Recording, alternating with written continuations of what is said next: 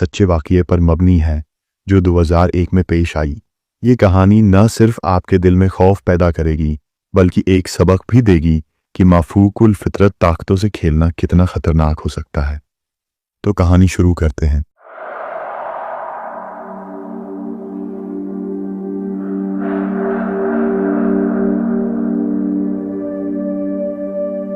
ये उन दिनों की बात है जब इंटरनेट हमारी गांव की जिंदगी में शामिल नहीं हुआ था।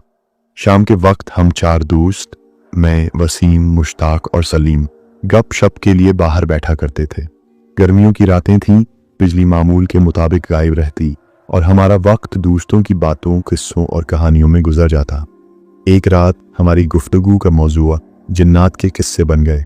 वसीम हमेशा की तरह मुख्तलिफ वाक़यात बयान कर रहा था, जैसे किसी बुजुर्ग का रात गए जिन्नात से सामना हुआ हो या किसी ने कब्रिस्तान में कुछ अजीब और गरीब देखा हो।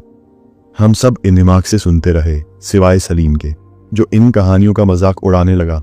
यार, ये सब झूठे किस्से हैं, कोई जिन्न नहीं होता, न ही कब्रिस्तान में ऐसी बातें होती हैं।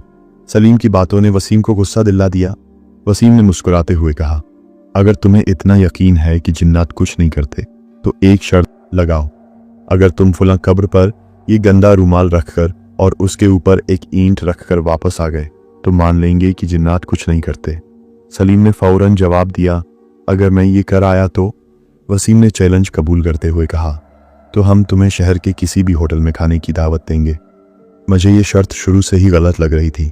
मैंने सलीम को समझाने की कोशिश की, देखो, ऐसी बातों में पड़ना ठीक नहीं, कब्रिस्तान और बुजुर्गों की कब्रों के साथ मजाक ना करो। लेकिन बाकी दोस्तों की अक्सरियत के आगे मेरी एक न चली। रात के 12 बजे का वक्त तय हुआ और हम सब कब्रिस्तान की तरफ निकल पड़े। मेरा दिल धड़क रहा था। कब्रिस्तान के मुताल्लिक पहले सुने गए किस्से मेरे जहन में गर्दिश कर रहे थे। वहां बरगद के दरख्त के नीचे वो कब्र थी जिसके मुताल्लिक मशहूर था कि वो एक जिंदा पीर की थी। कहा जाता था कि उनके मुरीदों में जिन्नात भी शामिल थे। हम कब्रिस्तान के किनारे पहुंचे जहां से आगे सलीम को अकेले जाना था। सलीम ने रूमाल और ईंट पकड़ी और आगे बढ़ गया। हम बाकी 3 वहीं खड़े एक दूसरे की तरफ देखते रहे। चंद मिनट गुजरे, फिर कुछ ज्यादा वक्त गुजर गया। वसीम ने परेशानी से कहा, यार, सलीम को गए हुए काफी देर हो गई, हमें देखना चाहिए कि वो कहाँ है। हम तीनों ने हाँ में हाँ मिलाई और आगे बढ़ने लगे।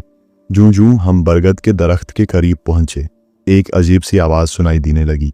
ये किसी बच्चे के रोने की आवाज थी, जिसके साथ बिल्लियों की गुरगुराहट भी शामिल थी। मेरा दिल दहलने लगा। दरख्त के करीब पहुंचे तो वहां का मंजर देखकर हमारे पैरों तले जमीन निकल गई। सलीम जमीन पर बेहोश पड़ा था। उसका चेहरा सफेद पड़ चुका था और आंखें खुली हुई थीं। हमने फौरन उसे उठाया और गांव वापस ले आए। हमने सलीम को फौरन गांव के अस्पताल पहुंचाया। डॉक्टर ने कहा कि वो जिस्मानी तौर पर बिल्कुल ठीक है, लेकिन उसके चेहरे की हालत और बेहोशी किसी गहरे सदमे का इशारा दे रही थी। सलीम 3 दिन तक बेहोश रहा, लेकिन जब होश आया तो उसकी हालत मजीद खराब थी।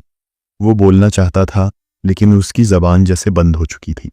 जब भी कुछ कहने की कोशिश करता, उसके होंठ कांपते और सिर्फ एक लफ्ज निकलता, शरत। हमने कई पीरों फकीरों के चुकर काटे, लेकिन किसी को कुछ समझ नहीं आ रहा था। सलीम की हालत दिन ब दिन बिगड़ती जा रही थी। उसकी आंखों से मुसलसल आंसू बहते और जिस्म के मुख्तलिफ हिस्सों में शदीद दर्द उठता, लेकिन वो चीख भी नहीं सकता था। बस कराहत भरी आवाज और झाग उसके मुंह से निकलती। 10 दिन इसी तरह गुजर गए। सलीम दिन रात जागता रहा, उसकी आंखें मुस्तकिल खुली रहते और उसकी हालत देखकर हम सब बेबस थे। आखिरकार एक रात सलीम इसी अजियत में जान की बाजी हार गया। उसके कल वाले दिन हम तीनों दोस्त दुआ के बाद उसके घर से बाहर निकले तो अचानक हमारी नज़र घर की दीवार पर पड़ी।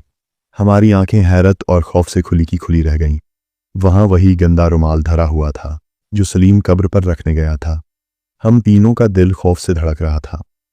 वसीम ने लरजते लहजे में कहा, ये रुमाल यहाँ कैसे आया? सलीम तो उसे कब्र पर रख कर आया था। मुश्ताक ने कपकपाती आवाज में कहा, यह कोई आम बात नहीं है, ये उस बुजुर्ग हस्ती की नाराजगी और जनात का इंतकाम है। उस दिन के बाद हमने कभी कब्रिस्तान की तरफ रुख नहीं किया।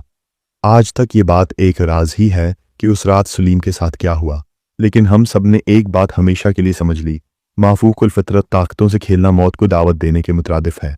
दोस्तों, ये कहानी एक सबक है कि हमें ऐसी चीज़ों का मजाक नहीं उड़ाना चाहिए और मुकद्दस मकामात का एहतराम करना चाहिए। अगली बार एक और खौफनाक कहानी के साथ मिलते हैं।